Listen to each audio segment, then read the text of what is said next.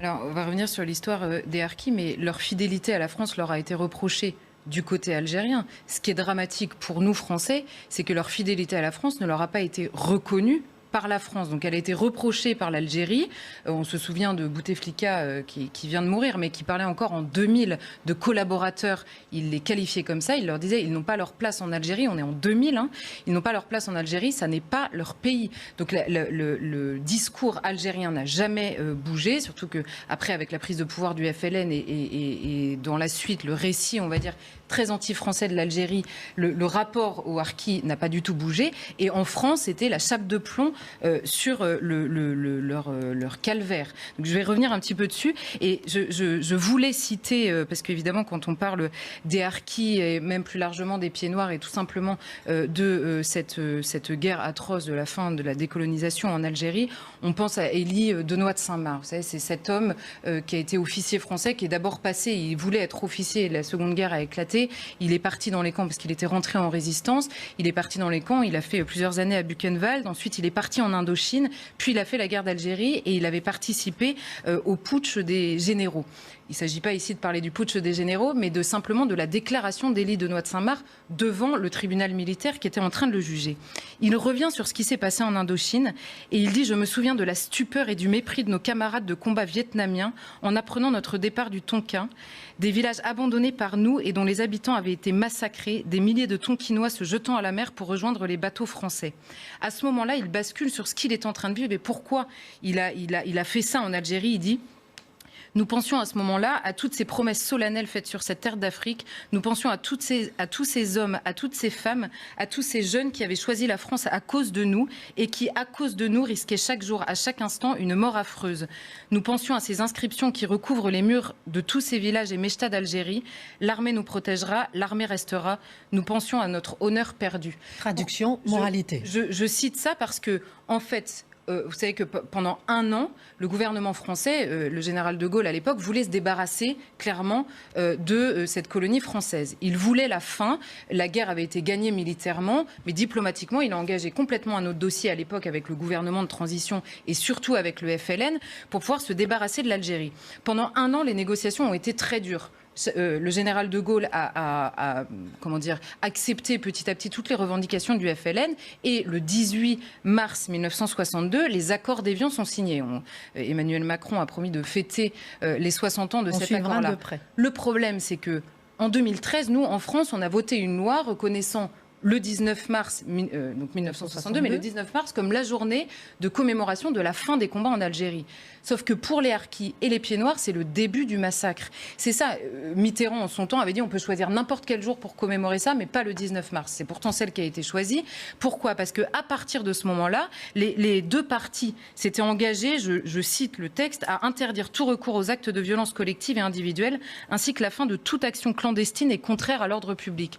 Or, derrière, il y a eu des massacres de civils. Il y a eu des harkis poursuivis parce que, à la suite de ces accords, la France a refusé de rapatrier les harkis. Les pieds noirs, donc les Européens qui vivaient sur le territoire algérien, ont été rapatriés et accueillis vraiment comme des chiens. Et eux aussi demandent aujourd'hui une reconnaissance et un pardon. Et les harkis, on a carrément refusé qu'ils viennent en France. Je vous cite là encore pour comprendre le calvaire qu'a été le leur, un extrait du rapport de Jean-Marie Robert, qui était sous-préfet d'Akbou, en 1962, qui était adressé au vice-président du Conseil d'État. Il parle des souffrances qui sont infligées à la fois aux harkis et aux élus français qui restent sur le territoire. Ils sont promenés habillés en femmes, nez, oreilles et lèvres coupées, émasculés, enterrés vivants dans la chaux ou même dans le ciment, brûlés vifs à l'essence. À la suite de ça, s'ajoutent des enlèvements d'Européens, dont Charles de Gaulle d'ailleurs avait lui-même parlé à ce moment-là. Oui. Donc on comprend que c'est un calvaire abominable sur lequel la chape de plomb a été mise parce qu'on voulait en finir avec ce dossier. C'était vraiment impossible de parler à la fois de ces souffrances. On voulait en finir, mais là, justement, Emmanuel Macron, il fait un monde honorable. Il va jusqu'à demander pardon. Alors, il fait amende honorable, c'est pas le premier à l'avoir fait. J'ai noté en 2001, il y a une journée d'hommage qui est mise en place, celle qu'on fêtera samedi, là, le 25 septembre.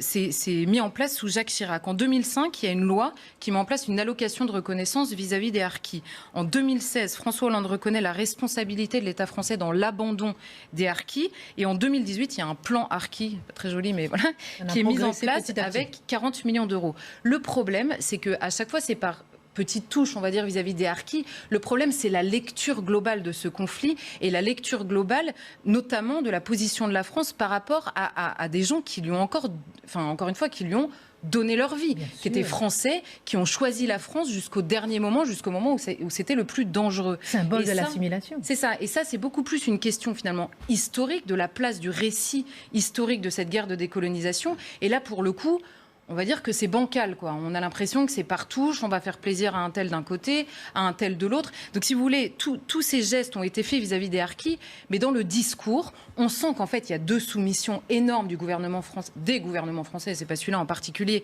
au fil des années. C'est d'abord le discours de l'Algérie, qui, elle, fait de la haine anti-française sur ce dossier un ferment d'unité nationale très clair. C'était encore vrai toutes ces dernières années. Et nous, diplomatiquement, on ne veut pas jouer ce jeu avec l'Algérie. Donc, on a Emmanuel Macron qui nous dit « je vais réconcilier les mémoires ». Mais si Emmanuel Macron pense qu'il peut réconcilier les mémoires entre l'Algérie et la France, il se trompe. Il n'a pas le pouvoir de faire ça à la place de l'Algérie. Souvenez-vous du rapport Stora qui sort. L'Algérie dit immédiatement « c'est un rapport français, nous... » on s'en lave les mains. Nous, la France est un ennemi sur ce dossier, point barre. Et ensuite, ce qui soumet, on va dire, les gouvernements français successifs sur ce dossier, c'est évidemment la présence d'une forte immigration algérienne et notamment des générations qui ont suivi, qui, elles, sont beaucoup plus à la fois revendicatrices quand ce sont des descendants de harkis qui sont beaucoup plus revendicateurs, ils demandent vraiment cette réparation. Mais tous les autres, c'est cette question du harki qui est devenue une insulte en France. Donc tous ces petits Algériens qui sont de nationalité française et qui ont comme insulte à la bouche, en France, dans nos rues, t'es un harki à partir du moment où t'es un traître, pour quelque raison que ce soit. On l'a vu encore très récemment sur un plateau de télévision, mais ça a montré au monde que c'est une insulte courante. C'était Jean Messia qui avait été... Alors, qui a été traité effectivement de harki sur un plateau de télévision, ce qui voulait dire traître. C'était évidemment pas, parce qu'il a changé son prénom, un etc., harki. c'est tout. Exactement. Parce qu'il est un assimilé, on va dire. Et donc, en fait, pris entre ces deux feux, à la fois la question diplomatique en Algérie et la forte communauté algérienne et qui se revendique très clairement algérienne sur ce dossier-là, les hommes politiques français sont tétanisés. Dernier mot donc sur le positionnement d'Emmanuel Macron. Eh bien, je pense qu'il y a deux choses qui ont été très importantes dans le discours d'Emmanuel Macron. D'abord, il a répété l'histoire des harkis est la nôtre. C'est extrêmement important. Emmanuel Macron est président de la République française et effectivement, si on regarde l'histoire de France, l'histoire des harkis est la nôtre. Peu importe quel est le regard de l'Algérie dessus, et il faut l'affirmer et le réaffirmer, et si possible, la première fois qu'il se déplace à Alger. La deuxième chose qu'il a dit qui était importante, c'est insulter un harki, c'est insulter la France, exactement pour cette raison-là. À partir du moment où vous êtes français, vous embrassez effectivement l'histoire de France, et il n'est pas possible de continuer à supporter sur le sol français que des gens qui ont choisi la France soient insultés parce qu'ils ont choisi la France.